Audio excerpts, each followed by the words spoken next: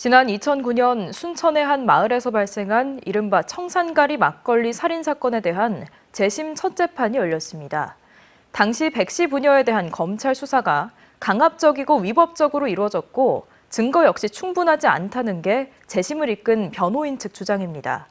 반면 검찰은 부녀의 자백과 정황으로 볼 때 유죄가 인정된다고 밝혀 법정에서 공방이 이어질 전망입니다. 유민호 기자입니다. 대법원 확정 판결 이후 12년 만에 열린 청산가리 막걸리 살인 사건 재심 첫 공판이 광주고법에서 열렸습니다. 각각 무기징역과 징역 20년을 선고받은 뒤 재심을 위해 출소한 백씨 부녀는 취재진과 접촉을 피한 채 출석했습니다.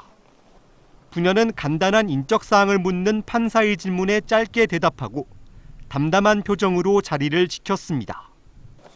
재심을 이끈 부녀 측 변호사는 당시 검찰 수사가 강압, 위법적으로 이뤄졌다고 밝혔습니다.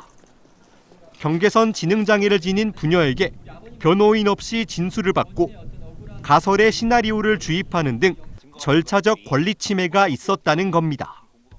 보호받아야 될 분들이 전혀 보호를 받지 못했고요. 그래서 형사사법 절차에서의 권리가 형해화됐다라고 볼 수 있고요. 또 검찰이 마을도로 CCTV와 주변 농부들의 진술 등 불리한 증거를 감췄다고 주장했습니다. 그래서 막걸리를 사기 위해서는 순천에 나가야 되거든요. 근데 순천에 나간 흔적이 전혀 없었습니다. 그걸 확인하고도 검사가 증거를 제출하지 않았던 거죠. 이에 검찰은 당시 부녀의 자백과 정황을 비춰볼 때 혐의가 인정된다고 맞받았습니다. 앞으로 법정에서는 검찰의 강압 수사 여부와 제출된 증거들의 증거 능력이 쟁점이 될 것으로 보입니다. 검찰과 변호인 측은 당시 사건을 담당한 검사와 수사관 등 여러 증인을 신청했으며 다음 재판은 내년 2월 열릴 예정입니다. MBC 뉴스 유민호입니다. 언제 어디서나 내 손 안의 뉴스. 광주 MBC 뉴스 유튜브 구독으로 함께하세요.